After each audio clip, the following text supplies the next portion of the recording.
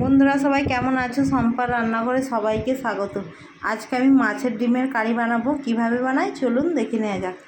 200 গ্রাম মাছের ডিম নিয়েছি, স্বাদ মতো নুন দিয়ে দিচ্ছি, দিয়ে ভালো করে মেখে নেব। এবার ডিমটাকে দিয়ে দিচ্ছি।